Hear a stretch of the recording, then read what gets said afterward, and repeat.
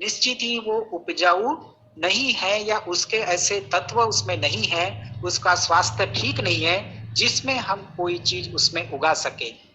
आप सोचिए 26 million hectare land को 2030 तक हमको डेवलप करना है और उसको उपजाऊ बनाना है।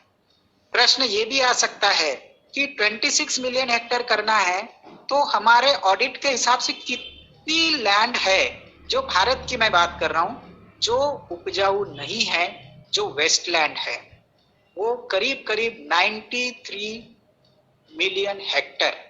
इतनी लैंड हमारे पास अलग अलग कारण से है, लेकिन उसमें कुछ लैंड ऐसी है, कुछ भूमि ऐसी है जिसको हम उपजाऊ कर सकते हैं।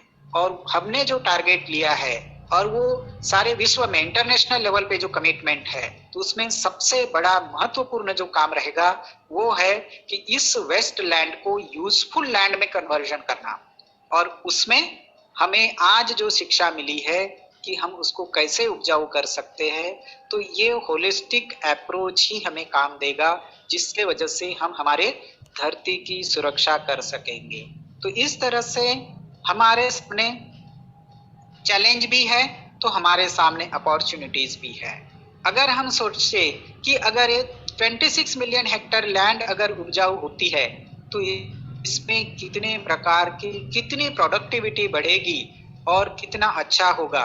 तो न सिर्फ प्रोडक्टिविटी बढ़ेगी, लेकिन इसमें मुख्य है कि जो कार्बन सिक्वेस्ट्रिंग का काम है वो बड़े पैमाने पे होगा, कार्बन क्रेडिट होगी, कार्बन रिसाइकल होगा और जमीन का कार्बन कंटेंट भी बढ़ेगा, कार्बन डाइऑक्साइड कम होगा, ऑक्सीजन की मात्रा बढ़ेगी। और ऐसे इसमें हमारा जब वो वेस्टलैंड पड़ी है, जिस लैंड का इरोजन हो रहा है, तो वो लैंड को फिर से हम डेवलप करके उसमें हमारे पानी के वाटर लेवल को भी हम बढ़ा सकेंगे। तो ऐसे सरकारी लेवल पर बहुत बड़े बड़े प्रोग्राम्स है, प्लानिंग्स है, लेकिन क्या उसको इम्प्लीमेंट करने के लिए हम तैयार है?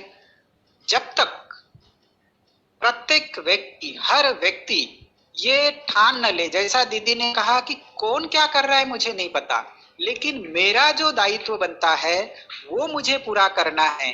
अगर इस संकल्प को भी हम हर व्यक्ति ले लेता है तो निश्चित ही हम इस टारगेट को पूरा कर सकेंगे। तो आज के इस मौके पर, विश्व मृदा दिवस पर, जमीन के स्वास्थ्य की चिंता ज्यादा होनी चाहिए, क्योंकि अगर वो चिंता हम कर लेते हैं, उसका अगर हम चिंतन करते हैं, तो निश्चित ही